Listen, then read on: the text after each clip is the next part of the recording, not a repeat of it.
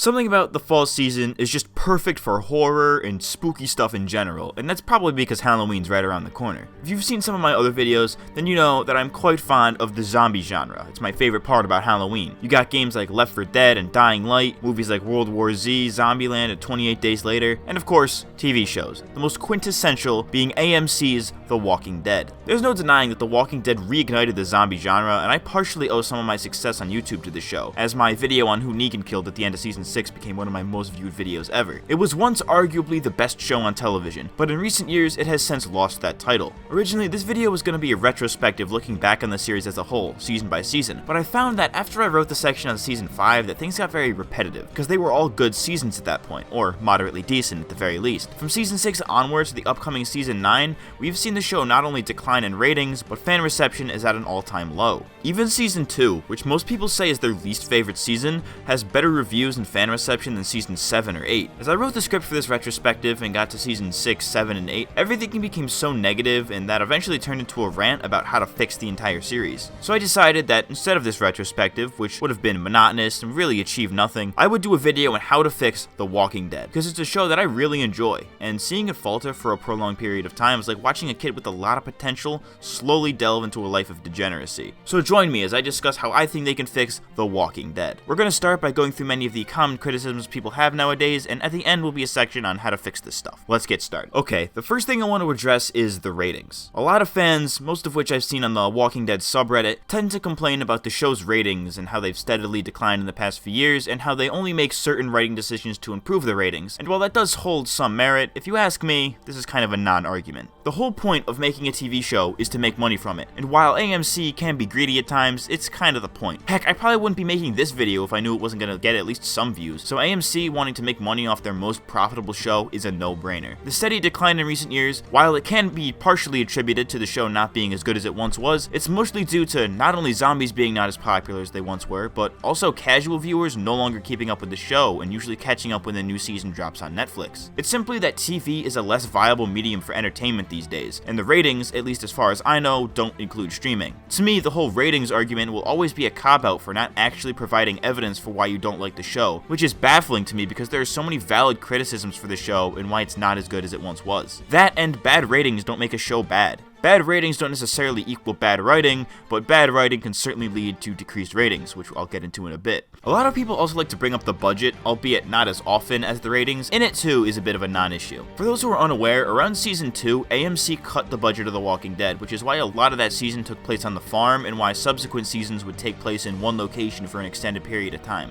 A lot of fans blamed these budget cuts on why the show has suffered ever since, and I think that's a very poor argument, though I will say it does hold some merit in this context. You don't need a huge budget to make a good show. People compare it to shows like Game of Thrones, which have like double-digit millions of dollars per episode, and while that's fine at all, a good show doesn't necessarily need that kind of money. What a good show needs is good writing from writers who genuinely care about the final product and what they're working on. Take a look at the Flash TV show or comedies like The Office, which I may or may not have looked up a Watch Mojo list for this. These shows don't have great budgets and have fallen flat once or twice, but the writing makes up for all of those faults. People like to complain that since it's a zombie show that they need a lot of money for special effects, and that couldn't be farther from the truth. In fact, one of my favorite zombie movies, if you could even call it that, is Forest Fire 101's Zombie Universe, which clearly wasn't very high budget and was more comedic, but it was still good despite that. The Walking Dead doesn't need a very high budget to be good either. In fact, season 2, the first season with these budgetary limitations, had some great writing in terms of character dialogue, direction, and interactions between characters, and a few of the following seasons continued this trend. It's when we get to the point where it becomes formulaic and stale that the writing becomes bad and the budget matters even less. The first few seasons of The Walking Dead had phenomenal writing, with people like Frank Darabont on the first season and a half,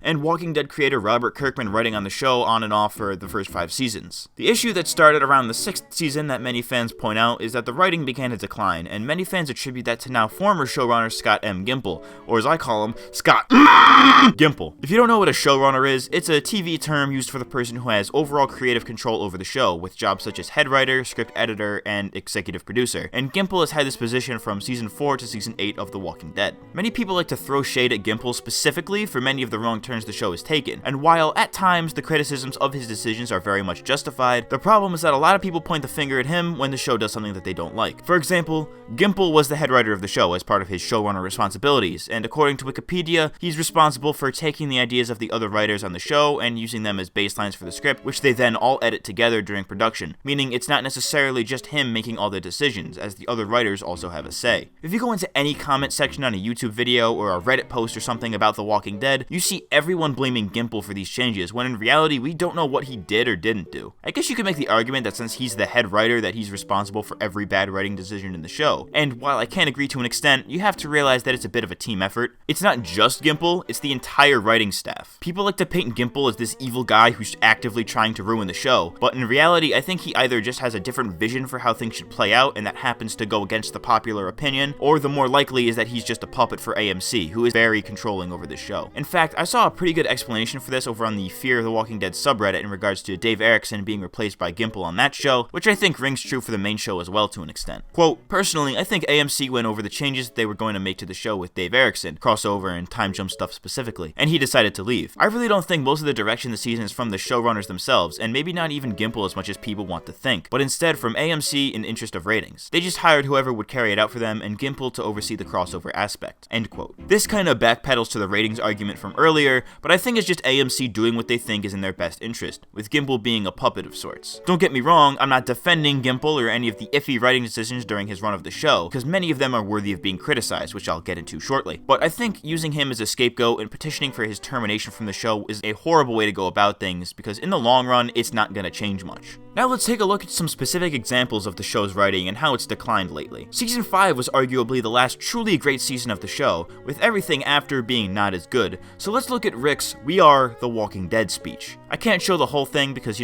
copyright, but the context is that Rick is recounting a story of his grandpa during the war, and then this exchange happens. We tell ourselves that we are the Walking Dead.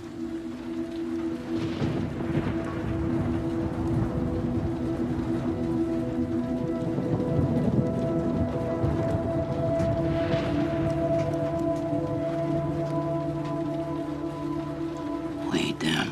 Now this speech was phenomenal. Some of the best writing and acting in the entire series, one of the best scenes the show has to offer. Rick's entire speech describes Season 5 so perfectly. Whole season from Terminus to the hospital to being on the road was all about survival and all the horrible things the group had done to keep living. They're in survival mode, and based on Rick's little anecdote about his grandpa, they were for all intents and purposes the Walking Dead. They were all dead on the inside because they needed to be to live. It's a metaphor and explains the show's title perfectly. So when Daryl says, "We ain't them," I physically cringed. Not only did he completely undermine the meaning of the entire speech, he also confused the casual audience of the show into thinking that Rick meant what he said literally. Daryl's out here saying, "We are not walking corpses," like it wasn't obvious enough. I usually skip the part where Daryl comes in when I watch the scene because it ruins it for me every time. Let's move on to Season 6, which if you ask me was an okay season. Not too bad, but not too good either. But it's the season that most fans like to point out as where it started to decline. The example I have here is not a line of dialogue, but rather a B-plot that would ultimately come back to bite them. The main conflict for the first half of Season 6 is this huge herd of walkers that the Alexandrians are trying to draw away from their safe zone, and as you would expect, things go south. In an attempt to get his ragtag group back home, Glenn, joined by his new frenemy Nicholas, end up on top of a dumpster surrounded by walkers with no real options. Nicholas can't take the pressure, so he shoots himself in the head, sending him and Glenn right into the herd of walkers. It looks like Glenn is being eaten alive, leading fans to believe that he was dead for a few episodes, but a few episodes later, it was revealed that Nicholas's body gave Glenn a chance to hide underneath the dumpster and wait out the herd,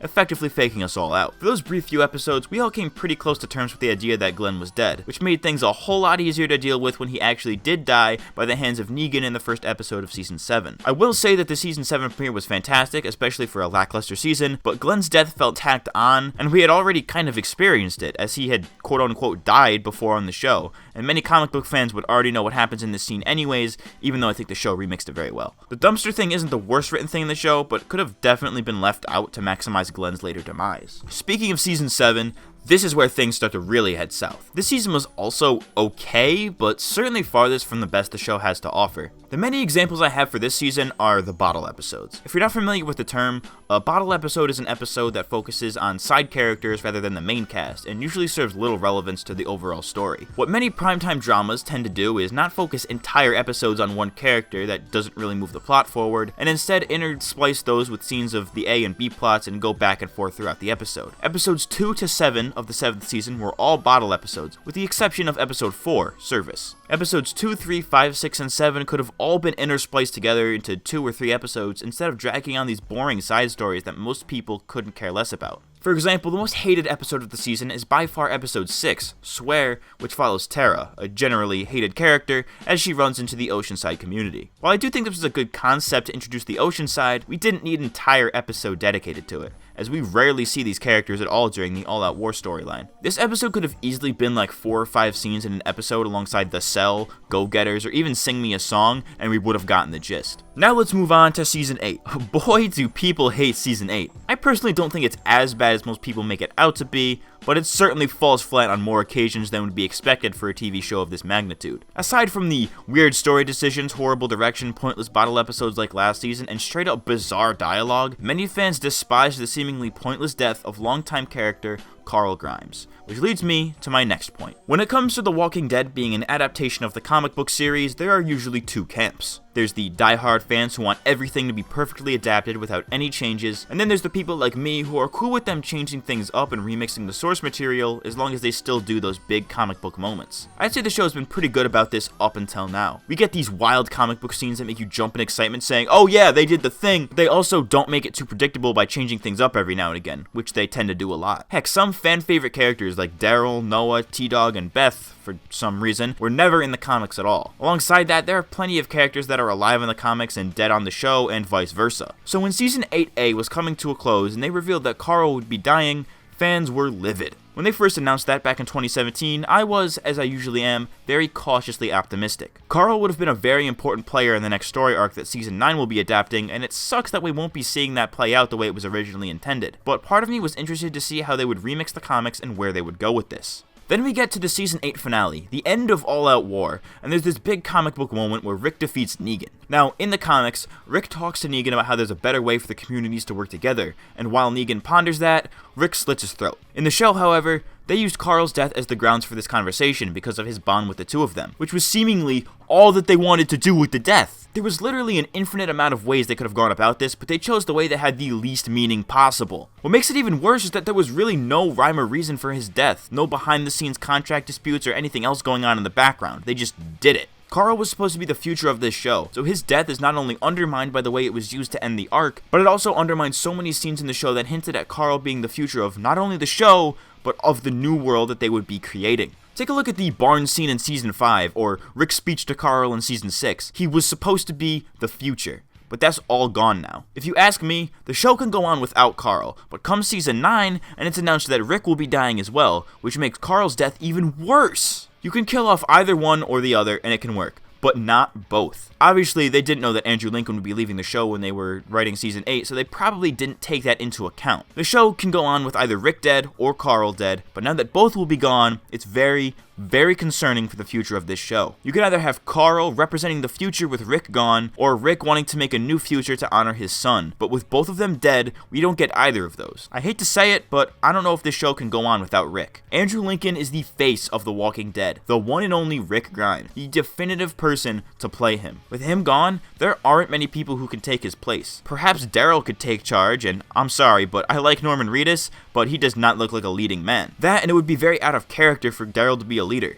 They've said in interviews that many of the women of the show, like Michonne, Carol, Tara, and Maggie, would all be taking charge and have much bigger leadership roles this season, and while I can certainly get behind that, it just won't be the same without Rick. Rick is the one person that everyone can rally behind, and without him or Carl for him to live on through, the show will just be empty. I know I've said it at least 10 times now, but you can have either Rick or Carl die and it can work. But with both dead, there is no future, no legacy, and no Walking Dead. I might have ranted on about that for a little longer than I should have, but I think this is a perfect segue into the solutions. With Andrew Lincoln and Lauren Cohan leaving the show in the same episode, it has led to a lot of speculation as to how their characters will go out. It's somewhat confirmed that Maggie will have an open-ended exit while Rick is straight up gonna die, and I think it should be the other way around. With all the contractual disputes and whatnot with Lauren Cohan, I'm surprised she would give herself the option to come back. That's not to say she doesn't like being on the show, she obviously does to some extent, but after the whole debacle with her payment last year, I'm surprised she doesn't want out completely. With Andrew Lincoln on the other hand, he is leaving voluntarily. He's been on the show for 8 years since it began, and he rarely gets to see his family, so it's understandable that he would want to take some time off, an extended leave, if you will. But he clearly loves playing Rick Grimes, and if they ask him to come back every now and again, I'm sure he would, but killing off his character would make that unable to happen. In fact, Lincoln has stated that he wants to come back to direct for season 10, so it becomes a bit of a complicated issue. I think Rick should get the open-ended exit, while Maggie gets the death, because it would make way more sense behind the scenes. That way, Rick is still alive in this universe, he's just off somewhere else for whatever reason, and keeping Carl's death from meaning nothing, appeasing the fans, and giving Andrew Lincoln way more time to see his family. And with Maggie gone, it might not make full-on sense story-wise depending on how they go about it, but it would free Lauren Cohan of the headache of contractual BS. If they insist on killing off Rick, we need to see either Daryl become the new leader with a major change in his character, or get a redemption arc for Negan.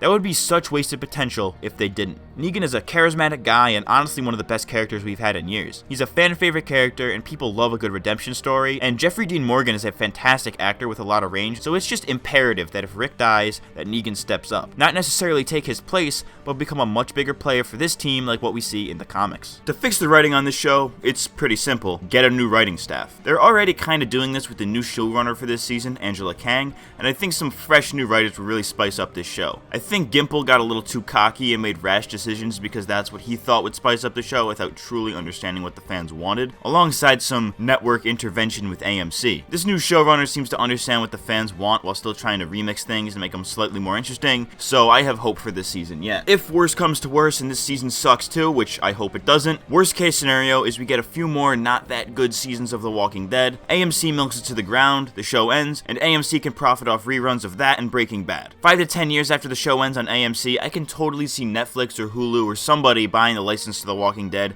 and making a new, more comic book accurate and generally better representation of the show. I think the 6-episode formula worked very well for the first season of the show, so if in the far future it gets picked up by someone else, they should totally stick with that format. With all that said, I hope I've either cleared up any confusion or changed your mind on any particular issue, as that was partially the goal of this video. What do you think of The Walking Dead and where it's going this season? And how do you think they could fix it, if they can at all? I know a lot of my subscribers won't care for this video, but I'd love to know what you all think regardless. I've been Matt CMG, and I'll see you next time. Thanks for watching.